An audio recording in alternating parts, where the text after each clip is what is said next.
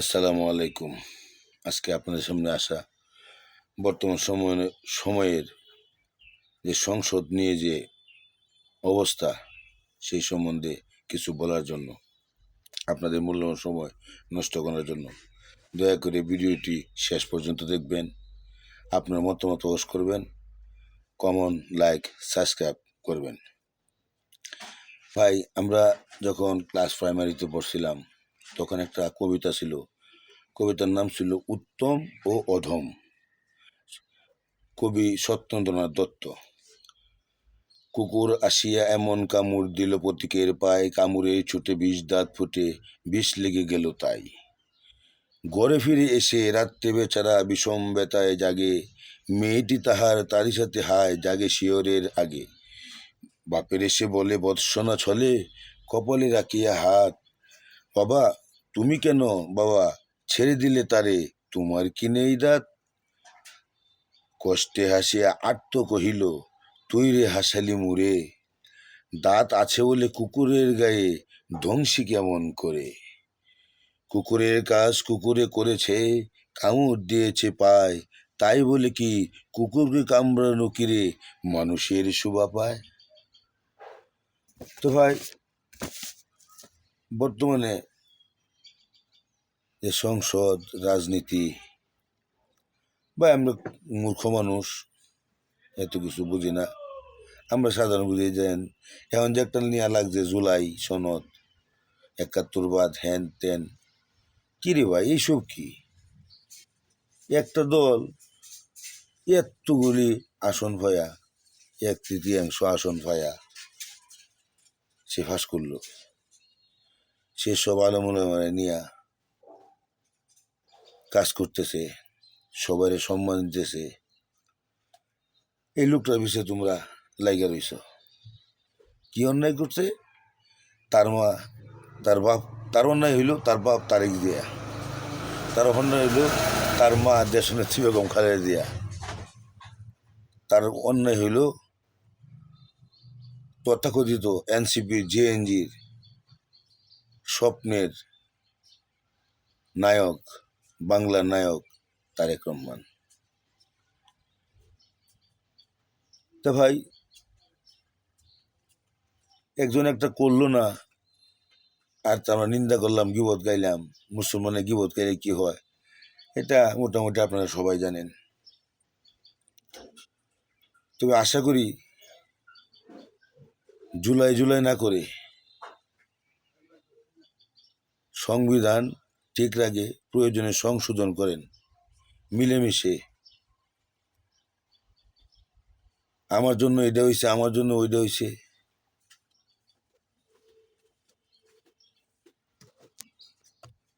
আমার জন্য এটা হয়েছে, আমার জন্য এটা হয়েছে।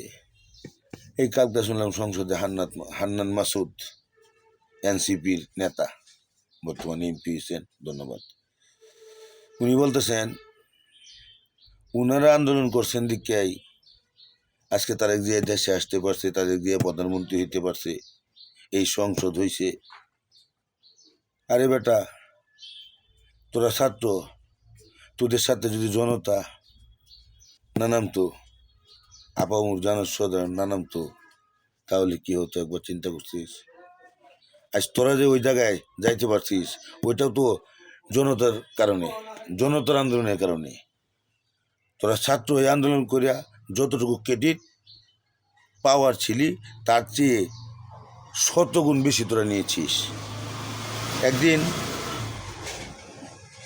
জনগণের কাছে বিচার দিবে, জনগণের কাছে বিচার তোমার হবে। হান্নান মাসুদ, এনসিপি, তোমরা কবরের টাকা খাইছ, নেড়ে দেখো। আমরা বলি না, তোমাদের এনসিপির তোমাদেরকে সাইরা যে দল করছে তারাই বলছে 1400 কবরের টাকা 1 লাখ করে কবর সংরক্ষণের জন্য দিয়েছে জাতিসংঘ, তোমরা খাইছ। ফেনীবাসীর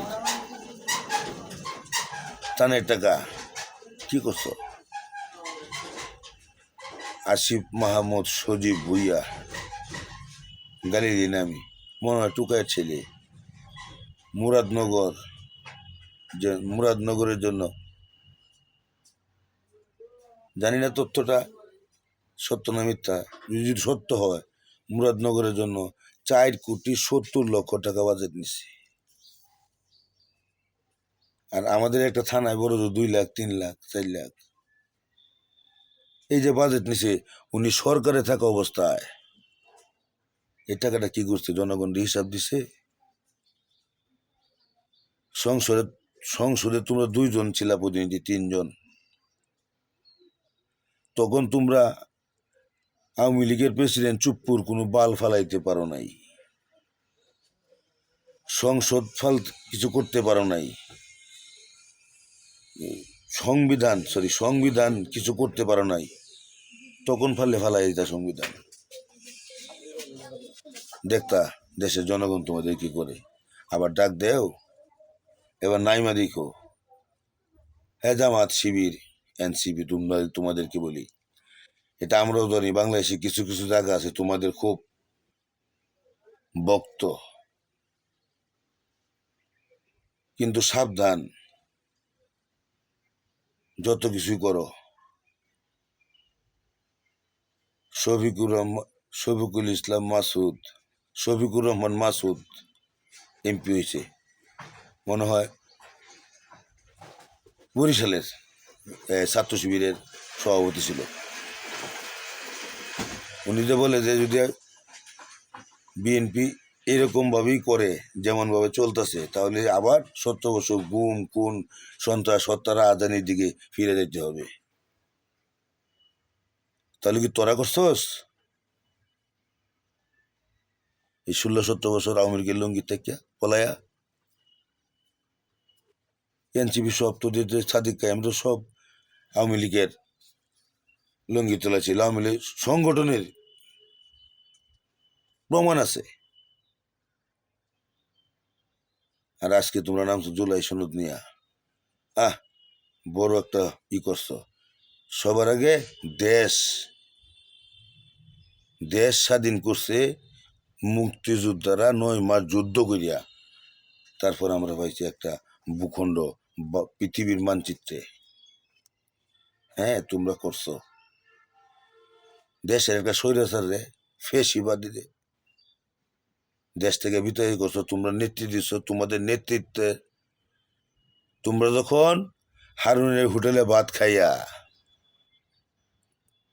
দাবি প্রত্যাহার করছো, তখন যদি পাবলিক ইউনিভার্সিটির ছাত্ররা না নামতো, সাধারণ গার্মেন্টস কর্মীরা না নামতো, সাধারণ মাদ্রাসা ছেড়ে না নামতো, তোমাদের আন্দোলন কোথায় ছিল? তোমরা আন্দোলন ছেড়ে দিয়েছো। তোমরা আন্দোলনের হকদার না।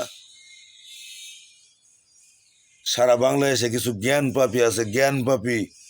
আমি মূর্খ, আমার কোনো সার্টিফিকেট নাই, তবু ইনশাল্লাহ আমি মনে করি আমি অনেকজনের চেয়ে বেশি বুঝি। কারণ আমার ভিতরে দেশপ্রেম আছে। আমি দেশকে ভালোবাসি, আমার মাকে যেমন ভালোবাসি, আমার দেশকে ভালোবাসি, দেশের মাটিকে ভালোবাসি, দেশের মানুষকে ভালোবাসি। আজকে তোমরা দেশটা আবার কোন দিকে ঠেলে নিতে চাও? সাবধান, সাবধান হয়ে যাও। তোমাদের আচরণে একদিন তোমাদেরই ক্ষতি হবে। একটা কথা মনে রাখবে, ইনশাল্লাহ জিয়া নামের যে সূর্য বাংলার আকাশে উদয় হয়েছে, কিয়ামত থাকা পর্যন্ত সূর্য অস্ত যাবে না ইনশাল্লাহ। আল্লাহ তুমি রহমত করো। জিয়ার অবদান তোমরা জানো না? নাহি তুমি বলো সংবিধান মানলে শহীদ জিয়ারে ঘোষক বলা যাবে না। শহীদ জিয়া যখন প্রেসিডেন্ট ছিল, যখনই ঘুরল, তখন তোমার মার বিয়ে হয় কিনা সন্দেহ নাই।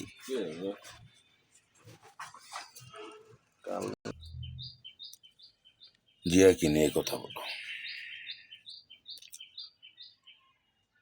যদি তর্কের খাতিরে মাইনাও থাকি যে বঙ্গবন্ধু শেখ মুজিবুর রহমান সাহেব ওনার অনুমতিতে উনি স্বাধীনতার ঘোষণা দিছে, তবু তো উনি স্বাধীনতার ঘোষক। এই ওনার সাথে কত মুক্তিযোদ্ধা ছিল না, কর্নেল অলি আহাদ তোমাদের সাথে যোগ দিছে, হ্যাঁ, সে জানে না? আর তোমার আমি চুম্মা শহীদ বলে যে এই করছে, কি করছে, ওই যে প্রথম বলছে এই কর্নেল অলি আহাদ, বুঝলাম না, ব্যাগ ডেট গাঁজা খাও কেন, ব্যাগ ডেট মাল খাও কেন, তোমরা ডেট খাও, তাহলে মাথায় ঠিক থাকবে। প্রশ্ন করো সংসদে, যত প্রশ্ন করি সব স্বরাষ্ট্রমন্ত্রী উত্তর দেয়, যেটা স্বরাষ্ট্রমন্ত্রীর উত্তর দেবার সেটা স্বরাষ্ট্রমন্ত্রী দেবে। আর আইনমন্ত্রী বলো, আইনমন্ত্রী কি তোমাদের মতো? আইনমন্ত্রীকে আইন বুঝে না? সে অ্যাটর্নি জেনারেল, হান্নান মাসুদের মতো বেটা আইনমন্ত্রী শেখায়, স্বরাষ্ট্রমন্ত্রী শেখায়। হাইরে দেশ, হাইরে দেশ। এখন আপনাদের কাছে আমার একটা কথা অনুরোধ, যার যার কাছে আমার এই ভিডিওটা পৌঁছবে, ভাই, আমি এই কবিতাটাতে বললাম উত্তম ও অধম, কে উত্তম কে অধম আল্লাহর হস্তে। আপনি যদি বাংলাদেশের নাগরিক হন, আপনি যে কোনো দলের হন, যদি সত্যিকারের অর্থে মানুষকে ভালোবাসেন, আল্লাহকে ভালোবাসেন, আল্লাহ রাসূলকে ভালোবাসেন, সত্য পথে চলতে চেষ্টা করেন, ভালো মায়ের সন্তান, তারা আমার এই ভিডিওটা সাবস্ক্রাইব করে, কমন লাইক করে দ্রুত ছড়িয়ে দিন।